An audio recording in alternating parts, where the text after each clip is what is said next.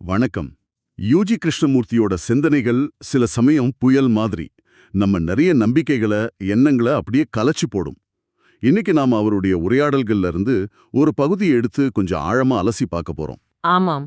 இதுல வாழ்க்கைனா என்ன, இயற்கையோட நோக்கம் என்ன, நம்ம சிந்தனையோட பங்கு, அப்புறம் இந்த நான்னு சொல்றது உண்மையா, இப்படி பல விஷயங்களை அவர் ரொம்பவே வித்தியாசமா பார்க்கறார். ம் அவர் சொல்றது போலவே இது நம்ம அமைதியை குலைக்கலாம். ஒரு எப்படி சொல்றது, விரல்ல குத்தின முள் மாதிரி இருக்கலாம். நீங்க தயாரா? நிச்சயமா. யூஜி நம்ம பொதுவா நம்புற பல விஷயங்கள், அது ஆன்மீகமா இருக்கலாம், ஏன் விஞ்ஞானமா கூட இருக்கலாம், எல்லாத்தையுமே கேள்வி கேட்கிறார். ஆமா. அவர் பதில்களை தர்றதை விட நம்மகிட்ட ஏற்கனவே இருக்கிற பதில்களை கைவிட சொல்றதுல தான் அதிக கவனம் செலுத்துறார். கேள்விகள் தான் முக்கியம், பதில்கள் இல்லைன்னு சொல்றார். சரி, அப்போ அவருடைய முதல் கொஞ்சம் சவாலான கருத்தை பார்ப்போமா? இயற்கை ஒரு சரியான மனிதனை ஒரு புத்தர் மாதிரி இல்ல ஒரு இயேசு மாதிரி உருவாக்க முயற்சிக்கலையாம். ஆமா. அதுக்கு பதிலா ஒரு சரியான இனத்தை உருவாக்கத்தான் முயற்சிக்குதுன்னு சொல்றார். இது என்னங்க இது? அப்போ தனி மனித வளர்ச்சி, ஆன்மீக தேடல், இதுக்கெல்லாம் இடமே இல்லையா அவர் பார்வையில? அதுதான் அவருடைய முக்கியமான வாதங்கள்ல ஒண்ணு. இது நம்ம பாரம்பரிய ஆன்மீக இலக்குகள் இருக்கு இல்லையா, ஆமா. அதையும் சில பரிணாம கோட்பாடுகளையும் கூட நேரடியாவே கேள்விக்குள்ளாக்குது. யூஜி என்ன சொல்றாருன்னா, கலாச்சாரம் தான் நம்மள ஒரு குறிப்பிட்ட அச்சுல ஒரு குறிப்பிட்ட மாதிரிக்குள்ள பொருத்த பாக்குது, ஒரு சட்டகத்துக்குள்ள. ஆமா, ஒரு சட்டகத்துக்குள்ள. ஆனா இது இயற்கையோட உண்மையான நோக்கத்தோட முரண்படுது. இயற்கை படைச்ச மனித இனம்ங்கிறது அதுவே ஒரு முழுமையான ஒரு ஒப்பற்ற படைப்பு. சரி, ஆனா கலாச்சாரம் அது ஒரு குறிப்பிட்ட மதிப்பு அமைப்பை நிலைநிறுத்த முயற்சி செய்து அந்த இயற்கையான நிலையை தக்க வைக்க விடாம தடுக்குது. இங்கதான் உண்மையான முரண்பாடு இருக்குன்னு அவர் சுட்டி காட்டுறார். இது கேட்க சுவாரஸ்யமா இருக்கு. ஆனா அதே சமயம் அவரே சொல்றாரு இல்லையா, பரிணாம கோட்பாடுகள் கூட மாறிக்கிட்டே இருக்குன்னு. ஆமா, சுட்டி காட்டுகிறார்.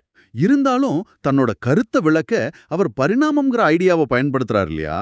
டார்வின் கோட்பாடுகள்ல சிலது தப்புன்னு நிரூபிச்சதையும் அந்த பெறப்பட்ட குணங்கள் அடுத்த தலைமுறைக்கு போகாதுன்னு நம்புனது மாறிட்டதையும் கூட சொல்றார். ஆமா, விஞ்ஞானிகள் புதுசா எதையாவது கண்டுபிடிக்கும் போது கோட்பாடுகளை மாற்றுவாங்கன்னு சொல்றார். ஆனா அவருடைய மைய கருத்து என்னன்னா, இயற்கை எந்த ஒரு குறிப்பிட்ட டிசைனையும் ஃபாலோ பண்ணல, அது ஒட்டுமொத்த இனத்தை, அதாவது ஸ்பீஷீஸை செம்மையாக்குவதில் தான் கவனம் செலுத்துது. ஓஹோ. அக்கறை இல்ல, இனத்தின் மேலதான் இருக்குங்கிறது அது கொஞ்சம் ஜீரணிக்க கஷ்டமான விஷயம்தான். இது அடுத்த கேள்விக்கு இட்டு செல்லுது பாருங்க. மனித குலத்தோட அடிப்படை தவறு அப்படின்னு யூஜி எதை சொல்றார்? வாழ்க்கையோட அந்த முழுமை இருக்கு இல்லையா, அதுல இருந்து தன்னை தனியா பிரிச்சு உணர்றது தான் சொல்றார். ஆமா, இதுதான் சுயநினைவை உருவாக்கி அப்புறம் தனிமை, பயம், கடைசியில கடவுள் உண்மைன்னு எதையோ தேட வைக்குதுன்னு வாதாடுறார். இதுதான் யூஜியோட வாதங்களோட மையம்னே சொல்லலாம். அவர் என்ன சொல்றாருன்னா, நம்ம சிந்தனை இருக்குல்ல, அதுதான் இந்த பிரிவினையை உருவாக்குது. சிந்தனையாவா? ஆமா. வேடிக்கை என்னன்னா, அதுவே தீர்க்க முயற்சி பண்ற சிக்கல்களையும் அதுதான் உருவாக்குது. சிந்தனை தான் நம்ம முழுமையிலிருந்து பிரிக்குதுங்கிறத நாம உணர்றதே இல்ல. அப்போ சிந்தனை மூலமா நாம உருவாக்குற இலக்குகள் கடவுள், உண்மை, ஞானம், அமைதி எது வேணா இருக்கலாம்.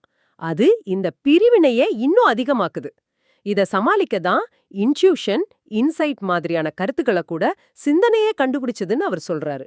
அட கொடுமையே. அப்போ நீங்க அமைதியையோ உண்மையையோ தேட பயன்படுத்துற அதே கருவி, அதாவது சிந்தனை தான் உங்க குழப்பத்துக்கும் மூல காரணம்னு சொல்றாரு யூஜி. கரெக்ட். இது எப்படி இருக்குன்னா, நெருப்பு அணைக்க பெட்ரோலை பயன்படுத்துற மாதிரி இருக்கு.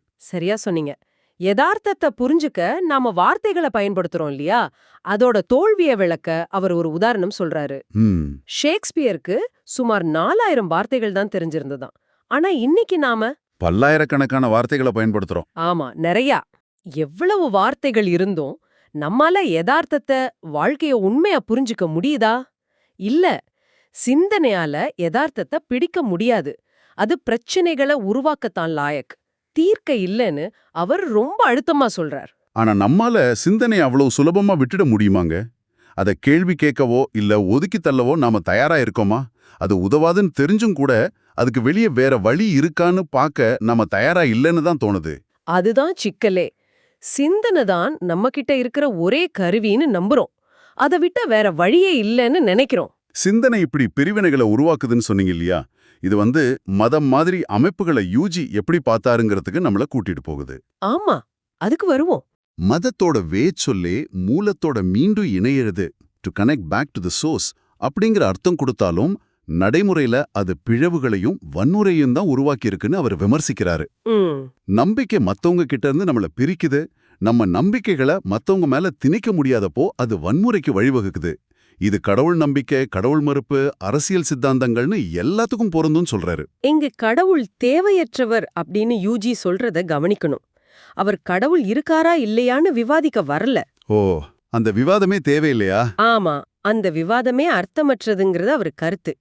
அதுக்கு பதிலா மனிதர்கள் கடவுளுங்கிற அந்த ஐடியாவை எப்படி பயன்படுத்துறாங்க, சுரண்டலுக்கு, போற நியாயப்படுத்துறதுக்கு அதைத்தான் அவர் கேள்வி கேட்கிறாரு. உதாரணம் ஏதாச்சும்? சொல்றாரு, 2ஆம் உலகப் போர்ல ஜெர்மன் விமானிகளும் பிரிட்டிஷ் விமானிகளும் 2 பேருமே கடவுள் எங்களுக்கு கோ-பைலட்டா இருக்காருன்னு சொன்னாங்களாம். அடப்பாவமே. இறையியலாளர்களோட அந்த நுட்பமான வாதங்களை விட கடவுளுங்கிற கருத்தோட நடைமுறை துஷ்பிரயோகம் இருக்கே, அதுதான் முக்கியம்னு அவர் சொல்றாரு. ஆனா அந்த உரையாடல்ல ஒரு எதிர்வாதமும் வருது. மதம் அழிவை ஏற்படுத்தி இருக்கலாம், ஆனா அது பெரிய படைப்பாற்றலையும் தூண்டிருக்குன்னு சொல்றாங்க. ஆமா, அதுவும் உண்மைதான். உதாரணமா கலை, இலக்கியம், ஏன் ஷேக்ஸ்பியர் கூட ஒரு வகையில மத அனுபவத்திலிருந்து தான் வந்திருக்காருன்னு ஒரு கருத்து இருக்கு. மேற்கத்திய நாகரிகமே கிறிஸ்தவ அனுபவத்திலிருந்து உருவானதுன்னு சொல்றாங்க. இதை எப்படி யூஜி பாக்குறார்? இதுக்கு யூஜியோட பதில் என்னன்னா, சமூக அமைப்புகள் தோல்வியடையும் போது ஒரு வெற்றிடம் உருவாகும் இல்லையா? ஆமா, அந்த வெற்றிடத்தை மதம் நிரப்ப முயற்சி செய்யறது ஆபத்தானதுங்கிறது தான். உண்மையான பிரச்சனை மதமோ இல்ல ஒரு குறிப்பிட்ட சித்தாந்தமோ இல்ல, எந்த ஒரு மதிப்பு அமைப்புக்குள்ளேயும் நம்ம பொருத்திக்கொள்ள முயற்சி பண்றதுதான் மனிதனோட துன்பத்துக்கு காரணம்னு அவர் சொல்றார்.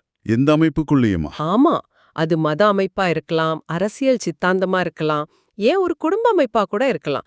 எந்த சட்டகத்துக்குள்ள பொருந்த முயற்சி செஞ்சாலும் பிரச்சனை தான். சரி, அப்போ அந்த அடிப்படையான கேள்விக்கு வருவோம். வாழ்க்கையோட அர்த்தம் என்ன? இந்த கேள்வியை யூஜி எப்படி அணுகிறார்? இது கேட்கறதுக்கு ரொம்ப முக்கியமான கேள்வி மாதிரி தோணும். ஆமா, ஆனா நாம வாழ்க்கைய பத்தி ஏற்கனவே ஏதோ தெரிஞ்சு வச்சிருக்கிறதா நினைச்சுக்கிறதுனால தான் இந்த கேள்வியை கேட்கறோம்னு அவர் சொல்றார். கரெக்ட். நம்ம கிட்ட இருக்கிறது வெறும் கருத்துக்களும் எண்ணங்களும் மட்டும்தான். விஞ்ஞானிகளோட கோட்பாடுகளும் வரையறைகளும் கூட அப்படிதான். சிந்தனைங்கிறது செத்து போனது, அது உயிருள்ள எதையும் பிடிக்க முடியாதுன்னு சொல்றாரு. அப்ப அர்த்தம் தேடுறதே வீணா? யூஜியின் பார்வை இதுதான். இந்த கேள்வி அதிருப்தியிலிருந்து வருது. வாழ்க்கை இது மட்டும்தானா அப்படிங்கிற உணர்வுல வருது. பாத்தீங்கன்னா பொருள் வசதியெல்லாம் கிடைச்ச பிறகும் இந்த கேள்வி நிறைய பேருக்குள்ள எழும். ம். ஆனா வாழ்க்கையோட அர்த்தத்தை புரிஞ்சுக்கிறதுனால நம்ம நடத்த மாறப்போறதில்ல. ஒருவேளை வாழ்க்கைக்கு அர்த்தமே இல்லாம இருக்கலாம், அல்லது ஒருவேளை அதுக்கு அர்த்தம் இருந்தா அது ஏற்கனவே அங்க செயல்பட்டுக்கிட்டு இருக்கலாம்.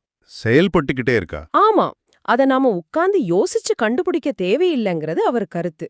வாழ்க்கைக்கு அர்த்தம் இல்லாம இருக்கலாம், அதற்கு அர்த்தம் இருந்தால் அது ஏற்கனவே அங்கே செயல்படுகிறது. இது அவருடைய ஃபேமஸான வரிகள்ல ஒண்ணு. அப்போ அந்த 95 வயசான ஆன்மீக பெரியவர் கதை, அவர் யூஜி கிட்ட வாழ்க்கையோட அர்த்தம், மரணம் பத்திலாம் கேட்டாரே, அது ரொம்ப சுவாரஸ்யமா இருந்துச்சு. ஆமாம், நூத்துக்கணக்கான புத்தகம் எழுதி ஆயிரக்கணக்கான சொற்பொழிவு செஞ்சும் தனக்கு வாழ்க்கையோட அர்த்தம் இன்னும் புரியலன்னு அவர் யூஜி கிட்ட சொல்றார். ஆமா. அதுக்கு யூஜி என்ன சொன்னார்னா, நீங்க 95 வயசாகியும் இன்னும் புரியலன்னு சொல்றீங்க, அப்ப எப்போ புரிய போகுது? ஒருவேளை வாழ்க்கைக்கு அர்த்தமே இல்லாம கூட இருக்கலாம் அப்படின்னாரு. ஓ. அடுத்து மரணத்துக்கு பின் என்ன நடக்கும்னு இந்த பெரியவர் கேட்டப்போ யூஜி ரொம்ப நேரடியா, நீங்க இறக்கறதுக்கு அதிக காலம் இல்ல, மரணத்தை பத்தி தெரிஞ்சுக்க நீங்க இப்போதே இறக்க வேண்டியிருக்கும், தயாரா அப்படின்னு கேட்டார். என்னங்க சொல்றீங்க? அவர் என்ன சொல்ல வராருன்னா, இதெல்லாம் செத்துப்போன கேள்விகள், உயிருள்ள மனிதன் இந்த கேள்விகளை கேட்க மாட்டான். இது ரொம்ப அதிர்ச்சியா இருக்கு. ஆனா இது யூஜியோட மையமான ஒரு இடத்துக்கு நம்மள கூட்டிட்டு வருது. உணர்வதற்கு நான் என்று எதுவும் இல்லை. கரெக்ட். அதாவது ஆன்மீக தேடல்களோட உச்சகட்டம்னு சொல்றாங்களே, தன்னை அறிதல், அதையே அவர் கேள்விக்குள்ளாக்குறார். மிகச் சரியா சொன்னீங்க. அந்த உணர்தல் ஒரு மின்னல் காக்கின மாதிரி தன்னை தாக்கியதாகவும், அது சிந்தனையால கட்டுப்படுத்தப்பட்ட அந்த நான்கிற எண்ணத்தால கட்டமைக்கப்பட்ட உடல் அமைப்பை உடைச்சி நொறுக்கிட்டதாகவும் அவர் விவரிக்கிறாரு. அதுக்கு பிறகு அதனோட சொந்த நுண்ணறிவோட ஒரு பிரம்மாண்டமான உயிருள்ள உயிரினம் மட்டும்தான் மிச்சம் இருக்குதுன்னு சொல்றாரு. அப்போ மிச்சம் இருக்கிறது என்ன? எஞ்சி இருப்பது வாழ்க்கையோட துடிப்பு, நாடி துடிப்பு மட்டும்தான். நான்கிற உணர்வு போன பிறகு தேடுறதுக்கு ஒன்னும் இல்ல, அடையறதுக்கும் ஒன்னும் இல்ல. இந்த நான்கிற எண்ணம் தான் நாம ஏதோ ஒரு பெரிய நோக்கத்துக்காக படைக்கப்பட்டோன்னு நினைச்சு, ஆமா, அதுவே சூழலியல் பிரச்சனைகளுக்கு கூட ஒரு வகையில காரணம்னு அவர் சொல்றதும் கவனிக்க வேண்டியது இல்லையா? ஆமாம். நாம இயற்கையை விட பெரியவங்க, அதை கண்ட்ரோல் பண்ணலாம், பயன்படுத்தலாங்கிற எண்ணம் இந்த நான்ல இருந்து தான் வருது. இது கலாச்சாரம் நமக்கு கொடுத்த ஒரு பரிசு மாதிரி. ம் ஆனா இயற்கை அப்படி பார்க்கல. அதுக்கு மனிதன் ஒரு அங்கம், அவ்வளோதான். சரி, யூஜி தன்னை பத்தி எப்படி விவரிக்கிறார்? அவர் எந்த கூட்டுக்குள்ளேயும் அடைக்க முடியாதுன்னு சொல்றாரு. பறவைய பறக்க விடுங்கள்னு சொன்னதா கூட ஒரு குறிப்பு இருக்கு. ஆமாம். தன்னை ஒரு அறிவுஜீவியோ தத்துவஞானியோ இல்லேனோ மக்கள் கேள்வி கேட்கறதுனால பேசுறதாகும், அது சிந்தனையிலிருந்து வரவில்லைன்னு சொல்றார். இந்து மதத்தை சேர்ந்தவங்க கூட அவர் சொல்றதுல உண்மை இருந்தாலும் அவர் சொல்ற விதம் சரியில்லைன்னு ஒதுக்குறதா அவரே சொல்றார். ஏன்னா அவர் எந்த பாரம்பரியத்துக்கும் எந்த அமைப்புக்கும் கட்டுப்படல. அந்த குரல் மாற்றி பேசுபவர் ஒப்புமை இருக்குல்ல, அதை கொஞ்சம் விளக்க முடியுமா? அது அவரோட கம்யூனிகேஷன் ஸ்டைல் பத்தி என்ன சொல்லுது? ஓ, அந்த வென்ட்ரலோக்விஸ்ட் உதாரணம் அது ரொம்ப முக்கியமானது. ஒரு வென்ட்ரலோக்விஸ்ட் என்ன செய்வார்? தானே 2 பக்கமும் பேசுவார். ஆமா.